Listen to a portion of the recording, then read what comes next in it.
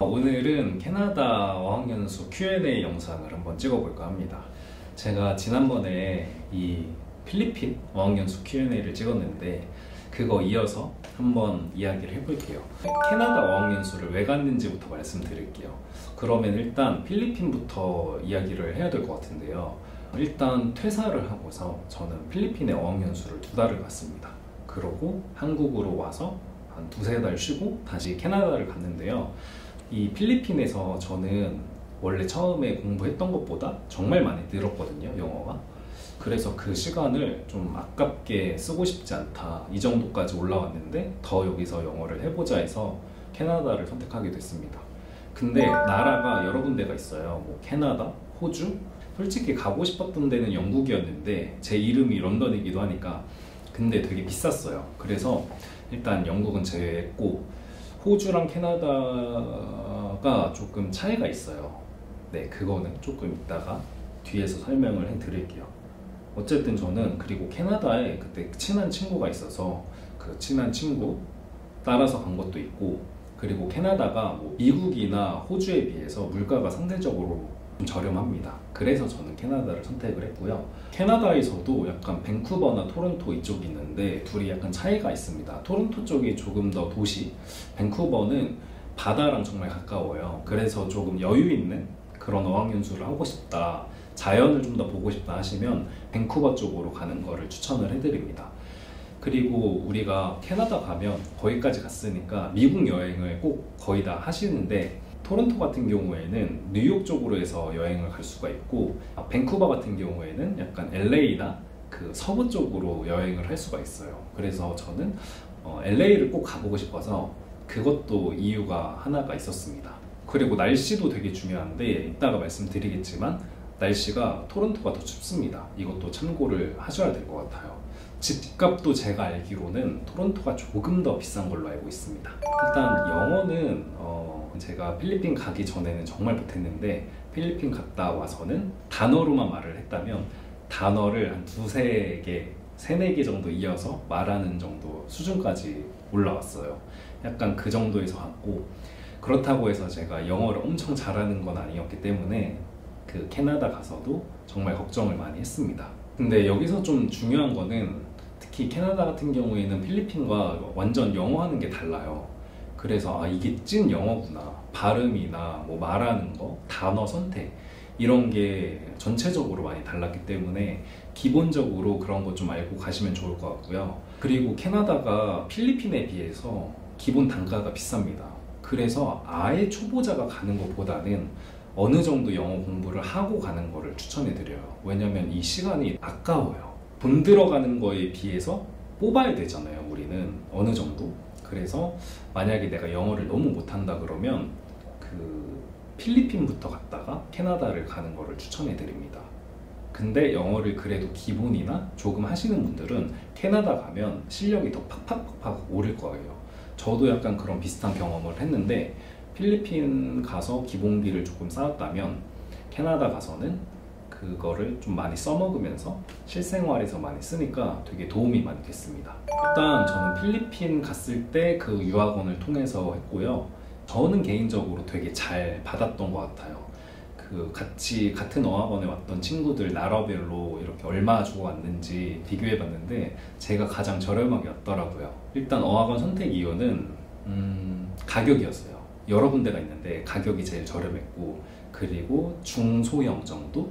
중형 정도 사이즈라고 보면 될 것 같아요. 너무 대형은 사람이 많을 것 같아서 제가 좀 피했고, 그리고 한국인 비율이나 이런 거는 어느 정도 비슷할 것 같아서 가격적인 측면, 그리고 너무 크지 않은, 그렇다고 너무 작지 않은 그런 어학원을 선택했습니다. 숙소는 유학원 통해서 가시면 처음에는 무조건 홈스테이에 머물 텐데요. 그때 홈스테이가 일단 홈스테이, 그리고 집 구하는 거, 쉐어하우스라고 하죠. 그거의 장단점을 말씀드릴게요.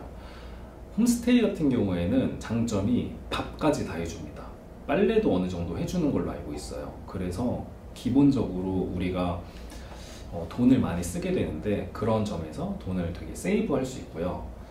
단점은 솔직히 딱히 없는 것 같아요. 쉐어하우스에 비해서. 뭐 집주인 눈치를 좀 더 본다는 것도 있는데, 쉐어하우스도 제가 캐나다 사람이랑 살아봤거든요. 그때도 눈치를 봤어요. 그래서 이거는 솔직히 같이 살아보지 않는 이상 모르기 때문에 그거는 직접 경험을 해야 됩니다. 보통 우리가 처음 가면 아마 1,000불 내외로 한 달에 돈을 낼 텐데 홈스테이 같은 경우에도 1,000불 정도 생각하시면 돼요. 근데 이게 집마다 다른데 아마 뭐 유학원에서 가져가는 그런 비용도 있겠죠. 그래서 살짝 높게 책정된 것 같아요. 그렇다고 엄청 높은 건 아니고 우리가 쉐어하우스를 구하든 홈스테이를 구하든 1,000불 내외에서 왔다 갔다 합니다. 그래서 제가 드리고 싶은 팁은 900불 정도 미만으로 집을 계약하면 그거는 좀 잘했다라고 생각을 하고 집 형태에 따라서 그게 좀 달라집니다. 좀 내가 나만의 화장실을 쓰고 싶다 그러면 한 1,200불 뭐 이런 식으로 올라가요. 그 이상으로. 근데 보통 쉐어하우스나 그 홈스테이 같은 경우에는 이 화장실을 공용으로 쓰기 때문에 조금 더 가격이 내려갑니다.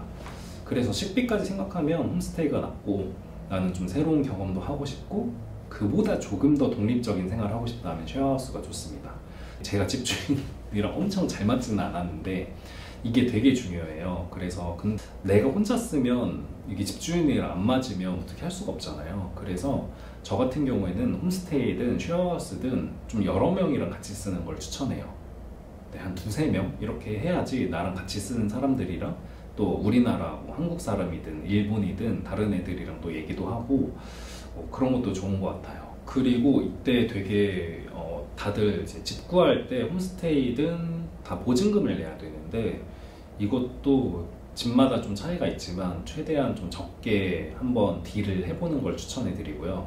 그리고 최소 계약 단위가 있어요. 그것도 최대한 낮게 잡으세요. 뭐 한 달, 2달 이렇게 하면 너무 좋고 이거를 장기로 했다가 보증금 못 받고 나오는 경우가 너무너무 많아서 그거 꼭 챙겨가셔야 되고 우리가 보증금 그거 나중에 돌려받아야 되잖아요. 그래서 그때 이제 집주인이 아마 이렇게 할 거예요. 집주인의 그 신분증도 찍고 내 것도 보여주고 서로 사진을 찍고 그리고 웬만하면 우리가 이런 계약하고 너 보증금 너 나중에 꼭 돌려줄 거지? 그런 얘기 하잖아요. 그런 얘기 할 때 개인적으로는 또 녹음 이렇게 해서 좀 증빙 자료까지 같이 가는 거를 추천해 드려요.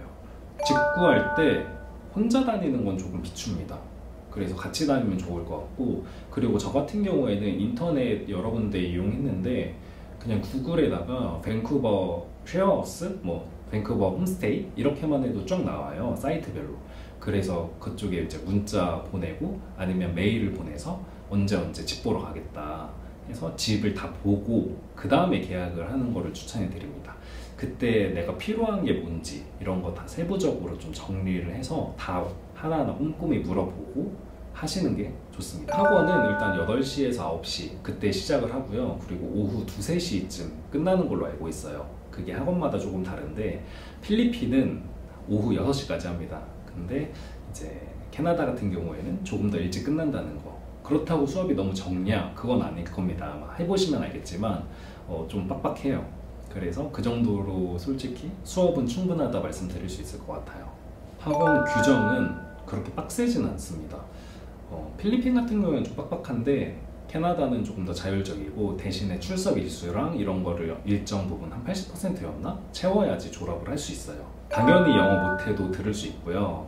영어 못하는 반별로 이렇게 구성이 되어 있기 때문에 그런 거는 전혀 걱정 안 해도 된다. 그리고 캐나다는 거의 다 이제 진짜 다죠. 원어민 출신 분들이라서 영어를 조금 더 체계적으로 약간 기본기부터 다질 수 있다. 이게 너무 좋았어요, 저는. 근데 말씀드린 것처럼 좀 기본적인 공부를 하고 가면 이게 더 좋겠다라고 생각을 합니다. 공부 방법은 솔직히 저는 이제 필리핀에서 깨달았어요. 약간 나는 이거를 따로 공부하는 것보다 그냥 얘기하는 게 좋구나. 그래서 필리핀 있을 때처럼 캐나다에서도 공부를 진짜 열심히 하진 않았고 대신에 외국 친구들, 일본 친구들이랑 좀 잘 맞아서 거의 일본 친구들이랑 다니면서 웬만하면 영어 쓰자 해서 영어를 많이 썼습니다. 필리핀에서는 솔직히 98%? 99% 정도 영어를 쓴 것 같은데 캐나다에서는 좀 힘들더라고요. 날씨가 추워서 그런지. 그래서 한 80% 정도 썼습니다.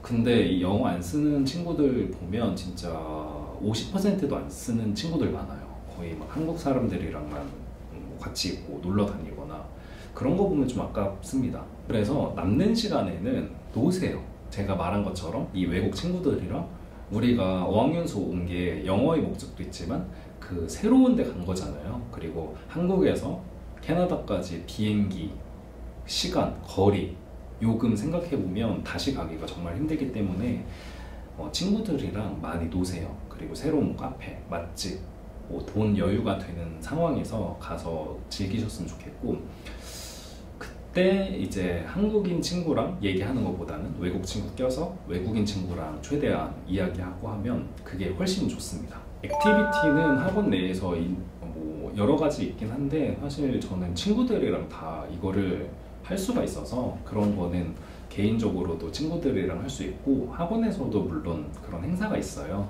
가면 자세하게 또 알려주시기 때문에 그러한 것들 참고하셔서 하면 좋습니다. 돈 같은 경우에는 지금 좀 많이 달라졌을 수도 있는데 한번 대충 생각을 해볼게요. 일단 매달 100만 원씩, 100만 원 내외죠. 1000불이니까 좀 저렴하게 하면 90만 원, 80만 원, 비싸면 120, 130 이렇게 한 달씩 나가고, 교통비는 10에서 15, 이게 권역별로 또 나눠져 있어요. 그래서 10에서 15, 통신비도 있죠. 그러면 대충 따지자면 15에서 20씩 매달 나가고, 식비는 홈스테이 하면 솔직히 안 나갑니다. 뭐 내가 커피도 안 먹겠다 그러면 점심 저녁 다 챙겨주시기 때문에 아침까지 먹을 수 있어서 아예 안 나가지만, 그래도 우리가 갔는데 커피 한 잔, 뭐 밥 한 끼 이렇게 먹어야 되잖아요. 그러면 하루 평균 잡아보면 뭐 적게는 10,000원에서 많으면 뭐 3, 4만 원, 5만 원까지 나갈 수 있을 것 같아요. 뭐 비행기 같은 경우에는 150에서 한 200 정도 왕복하는 것 같고, 학원비는 한 달에 한 100만 원 정도 생각하면 되는데 저는 진짜 저렴하게 해서 한 3달에 250 좀 넘었나? 아마 지금은 너무 좀 더 비싸졌을 거긴 한데 한번 잘 찾아보세요. 그래서 저는 3달 기준에 250 정도 3달 다녀왔습니다. 캐나다 음식, 제가 유럽 여행 갔을 때도 나는 이거 너무 음식 잘 맞아, 느끼하지도 않네, 맨날 스테이크 먹어도 안 질려 했는데 확실히 느끼해요. 진짜 느끼해. 그래서 한국 음식 진짜 많이 생각나고요. 김치 이런 거, 오렌지 주스 막 이런 게 너무너무 생각났습니다. 그리고 삼겹살이 너무 비싸요, 밖에서 먹으면. 그래서 요리를 좀 해서 가는 걸 추천해드리고, 약간 이런 것도 미리 한국에서 드시고 좀 챙겨갈 수 있으면 그런 거 좀 가져가세요. 그리고 술 같은 경우에도 소주 뭐 얼마 챙길 수 있거든요. 만약에 좋아하시는 분들이면 챙기면 좋아요. 그게 한 병당 15,000원, 20,000원 합니다. 혼자 돌아다녀도 돼요. 근데 이거는 어떤 나라든 마찬가지겠지만 이게 늦게까지 혼자 돌아다니는 거는 비추고, 근데 저 같은 경우도 그랬고 제 친구들, 여자인 애들도 혼자 잘 돌아다녔습니다. 너무 늦지 않은 시간, 그리고 너무 외진 데만 안 가면 그래도 밴쿠버 같은 경우에는 기본적으로 치안은 좋은 편이에요. 제 생각에는 필리핀에는 좀 내향적인 분들이 조금 더 친해질 수 있고 밴쿠버는 조금 더 어렵다고 생각을 하는데, 필리핀은 일단 기숙학교 느낌이라서 다 같이 생활을 해서 조금 더 친해지기 쉽다. 반면에 밴쿠버는 그런 게 없고 학원 끝나면 애들이 다 집 가려고 합니다. 뭔가 그래서 저도 처음에 그게 좀 낯설긴 했는데, 이때 좀 중요한 애티튜드가 반 친구들부터 좀 공략을 해보세요. 그래서 외국 친구가 저는 개인적으로 더 다가가기 쉽다고 해야 되나? 그런 게 있었는데, 반 친구한테 하이, 헬로 하면서 너 내 반 친구지? 이렇게 물어보면서 하면 웬만한 친구들은 진짜 다 친해집니다. 여기서 아닌데? 이런 친구는 없습니다. 그래서 만약에 내가 내향적이라고 좀 고민하시는 분들은 더 먼저 다가가야지, 이게 처음에 그렇게 못 해버리면 나중에 더 적응하기가 힘들어져요. 조금 더 용기를 내서 수업 시간에 옆에 있는 친구 있으면 먼저 한번 Hi, Hello, How are you? 하면서 너 여기 왜 왔냐 물어보면서 좀 빨리 친해지는 거를 추천해 드립니다. 참고로 저도 아이예요. 엄청 심한 아이는 아니지만 저도 낯을 가립니다. 아이는 확실히 젊은 친구들이 많아요. 20대 초반인 친구들이 많긴 한데, 20대 중반, 초반 많긴 한데, 제가 있었을 때도 30대도 계셨고, 뭐 나이가 많아서 고민할 수 있는데 그런 거 저런 거 다 따지면 아무것도 못합니다. 그렇기 때문에 지금이라도 당장 하는 거를 추천해드리고, 왜냐면 이게 나중에 저처럼 또 하게 되더라고요. 저도 어학연수 한번 해볼까, 영어 해볼까 그러다가 뒤늦게 간 케이스인데, 그런 것 때문에 너무 고민하지 마시고 조금 더 용기 내서 하시는 걸 추천해드립니다. 어학연수 이후에 얻어놓는 일단 친구들이 진짜 글로벌하게 많아졌어요. 근데 이것도 장점일 수 있고, 그 친구들이랑 저는 추억을 정말 많이 쌓았거든요. 그래서 돈 주고도 못 사는 추억을 쌓았다. 뭐 이거 빼더라도 일단 그런 이제 다국적 친구들이 많이 생겨서 저는 영어가 실력이 많이 늘었습니다. 그리고 한국에서만 있었다면, 정말 아시아권에서만 있었다면 해보지 못할 경험들, 미국이나 캐나다 이런 경험을 해봐서 그런 게 정말 좋았고, 내가 한국에서만 먹고 살 수 있는 게 아니구나, 외국 가서도 충분히 이런 방법으로 살 수 있구나를 느껴서 그런 게 좋았습니다. 잃었다고 생각하는 건 딱히 없습니다. 돈이 좀 많이 들어간 거, 확실히 필리핀보다는 돈이 훨씬 많이 들어갑니다. 그래서 그런 게 좀 잃었다? 시간적으로는 저도 뭐 얻은 게 있기 때문에 뭐 잃었다고 생각은 하지 않고요. 그렇습니다. 캐나다 외에는 호주, 그리고 뉴질랜드, 영국 요 정도 생각하시면 될 것 같은데, 저는 캐나다 혹은 뉴질랜드를 추천을 해요. 왜냐면 영국은 일단 가장 비싸고, 미국도 포함해서 비싸고, 캐나다가 그 중에 좀 가장 저렴하고, 호주, 뉴질랜드 비슷한데, 호주 같은 경우에는 뭐 아니라고는 하는데 그래도 아직 인종차별이 좀 있고 약간 그런 게 있습니다. 근데 뉴질랜드, 이제 제 일본 친구가 뉴질랜드 정말 만족했다고 해서 얘기 들어보니까 저는 개인적으로 뉴질랜드도 추천을 해요.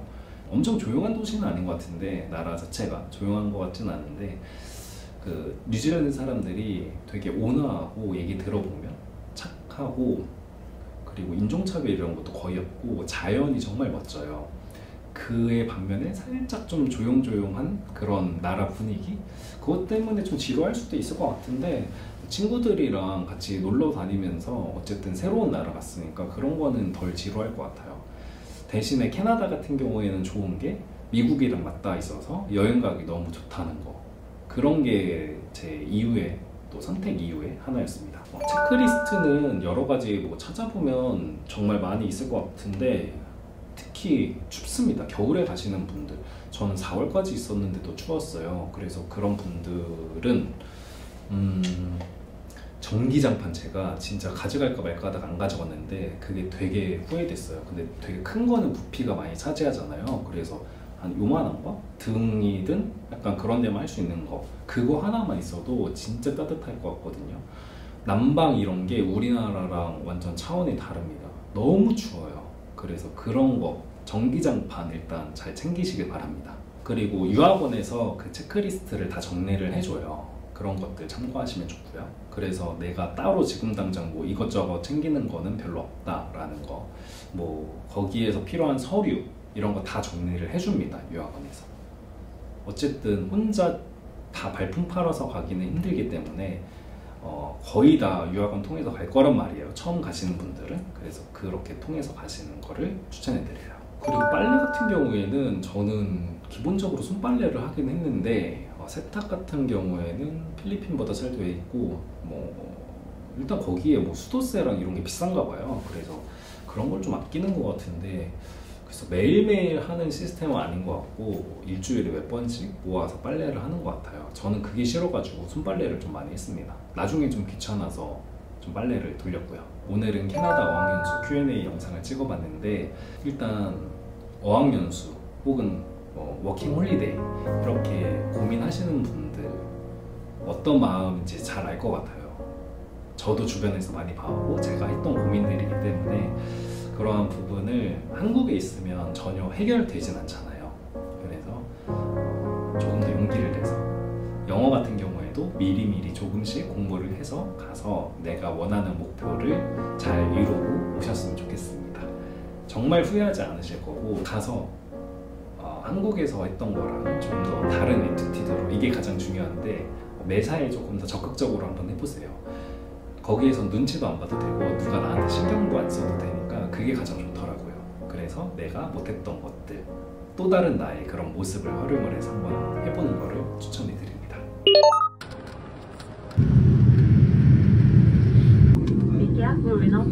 overhead bin will be dispensed.